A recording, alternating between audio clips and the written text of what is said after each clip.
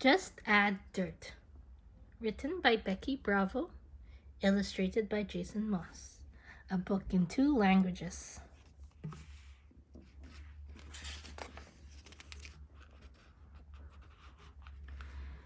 When Miguel woke up one morning and found little mung bean seedlings growing out of his ears, his mother was not surprised at all.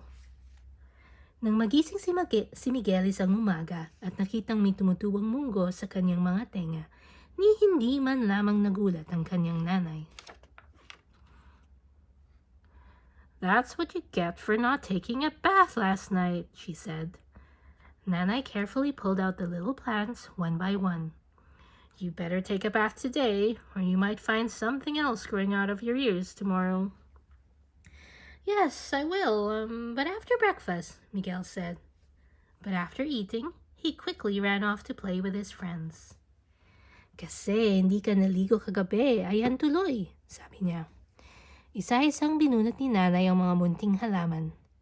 "Kailangang maligo ka ngayon, kung hindi, baka kung ano nang tumubos sa mga tenga mo bukas." "Opo, maliligo po ako, pero pagkatapos na po ng agahan," sabi ni Miguel. Ngunit pagkatapos kumain, agad siyang lumabas para makipaglaro sa kanyang mga kaibigan. When lunchtime came, Nanay asked Miguel whether he had taken a bath. "No, I haven't, but I will after lunch," Miguel said. But he ran off to play again after he had eaten. Sa pananghalian, tinanong si Miguel ng kanyang nanay kung naligo na siya. "Hindi pa po, pero maliligo po ako pagkatapos ng pananghalian," sabi ni Miguel. Ngunit agad ulit siyang lumabas para maglaro pagkatapos niyang kumain. Dinner time came and Nanay asked again. Can you guess what Miguel's answer was? "No, I haven't taken a bath," said Miguel, "but I will after dinner." Bedtime came, but he never took a bath. Miguel went straight to sleep, twice as dirty as he was the day before. Nang gabing iyon sa hapunan, tinanong ulit siya ng nanay. "Mahuhulaan mo ba ang sagot ni Miguel?" "Hindi pa po ako nakaliligo," sabi niya. "Pero maliligo na po ako pagkatapos ng hapunan." Dumating ang oras ng kanyang pagtulog, ngunit hindi pa rin siya nakaligo. Dumiretso sa pagtulog si Miguel, kasamang duming dumoble na mula kahapon. When Miguel woke up the next morning and found tomatoes growing out of his ears, Nanay was not amazed at all. "Didn't I tell you you'd find something else growing out of your ears?" she said. "Will you promise to take a bath today?" "Yes, I promise. Will you please pull out the plants?" Miguel asked, as nicely as he could. "Maybe I will after breakfast," Nanay said. But after they had eaten, she went off to the kitchen to wash the dishes. Nang magising si Miguel kinabukasan ng umaga at nakitang may tumutubong mga kamatis sa kanyang tenga, ni hindi man lamang namangha ang kanyang nanay. "Sabi ko na sa iyo, iba na ang tutubo sa mga tenga mo ngayon eh," sabi niya. "Maliligo ka na ba talaga ngayon?" "Opo, pangako. Pakibunot po ang mga halaman," hiling ni Miguel sa tinig ng pagkabait-bait. "Pagkatapos na lang siguro ng agahan," sabi ni nanay. Ngunit pagkatapos na lang kumain, dumiretso si nanay sa kusina para maghugas ng mga pinggan.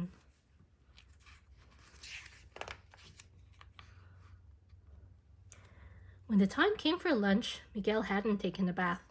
Nanay hadn't pulled the tomato plants out of his ears. In the meantime, Miguel found something else growing in the backs of his knees. String beans. He ran to Nanay and asked, "Will you please pull out the plants?" "Maybe I will after lunch," she said. But after they had eaten, Nanay washed the dishes, she did the laundry, she changed the beds, she dusted the furniture. Nang sumapit ang pananghalian, hindi pa rin naliligo si Miguel. Hindi pa rin binubunot ng nanay niya ang tumutubong kamatis sa kanyang tenga. Samantala, nakakita naman si Miguel ng kung anong tumutubo sa likod ng kanyang mga tuhod. "Sitaw! Tumakbo siya sa kanyang nanay at nagsabi, "Sige na po, pakibunot na po ang mga halaman." Pagkatapos na lang siguro ng pananghalian, sabi ng kanyang nanay.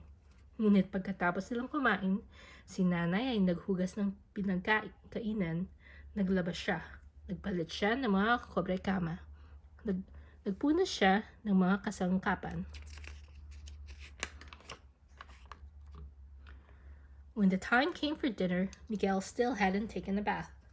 The tomatoes and the string beans were still in his ears and in the backs of his knees. In the meantime, Miguel found something else growing in the crooks of his arms. Onions! He ran to his mother and asked again, "Please, please, please, will you pull out these plants?" Miguel's mother looked at him a very long time, smiled a funny smile, and said, "Maybe I will after dinner." Nang sumapit ang hapunan, hindi pa rin naliligo si Miguel. Ang tumutubong kamatis at sitaw ay naroon pa rin sa tenga at sa likod ng tuhod niya. Samantala, nakakita na naman si Miguel ng kung anong tumutubo sa likod ng kanyang siko, sibuyas. Tumakbo ulit siya sa kanyang nanay at nagsabi, "Sige na po, pakibunot na po ang mga halaman. Sige na po." Matagal siyang tinignan ng kanyang nanay, umiti ng kakaibang ngiti at sumagot. Pagkatapos na lang siguro ng hapunan.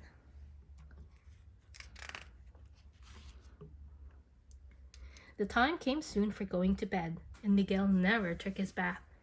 His mother hadn't pulled out the tomatoes, the string beans, or the onions.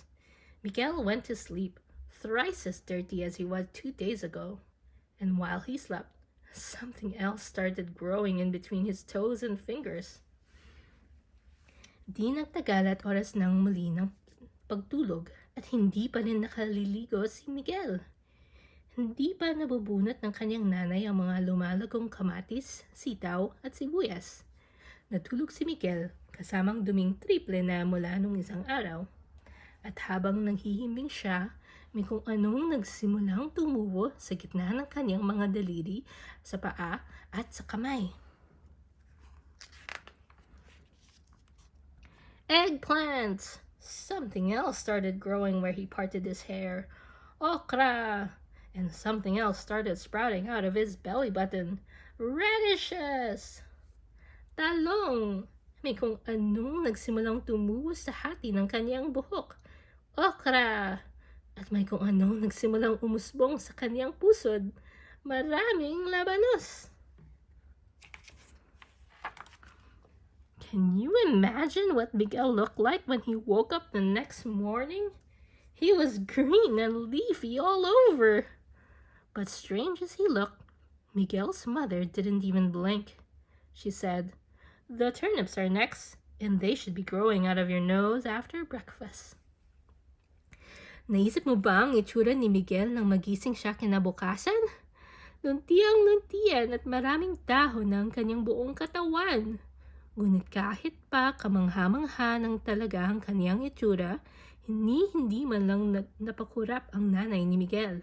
Sabi niya, "Susunod na dyan ang singkamas at magsimula na yung tumubo sa ilong mo pagkatapos ng agahan."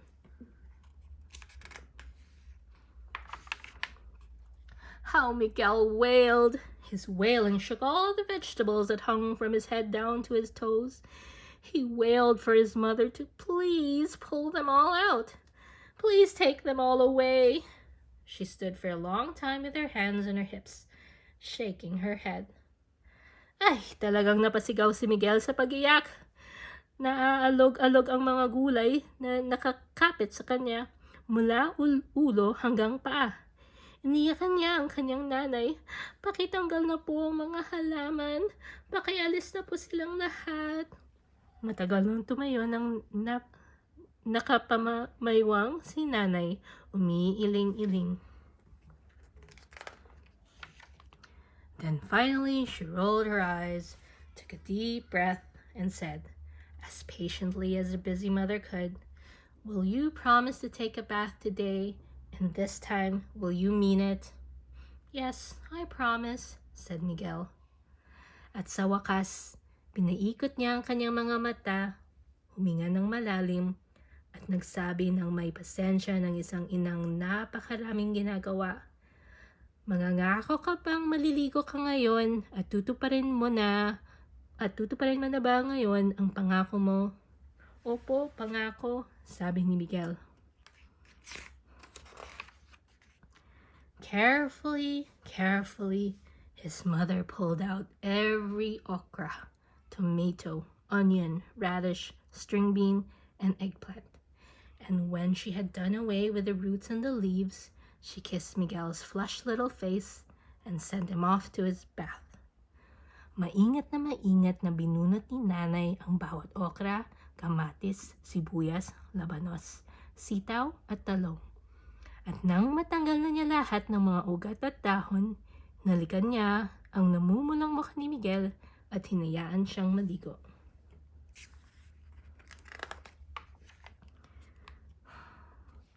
Miguel came out of the shower a good while later, squeaky clean, glad to be himself again, and just in time for lunch. Can you guess what was on the table? A large pot of sinigang, stuffed with okras, tomatoes, onions, radishes, string beans, and eggplants. Miguel's mother knew perfectly well not to let good vegetables go to waste. Matagal-tagal rin bago lumabas ng banyo si Miguel. Malinis na malinis, maligaya sapagkat nagbalik na siya sa dati at tiyempong-tiyempo sa pananghalian. Mahuhulaan mo ba kung anong nakahain? Isang malaking kaserola ng sinigang na punong-puno ng okra, kamatis, sibuyas, labanos, sitaw at talong. Alam siyempre ng nanay ni Miguel na hindi dapat nagsasayang ng mga sariwa at masusustansyang gulay.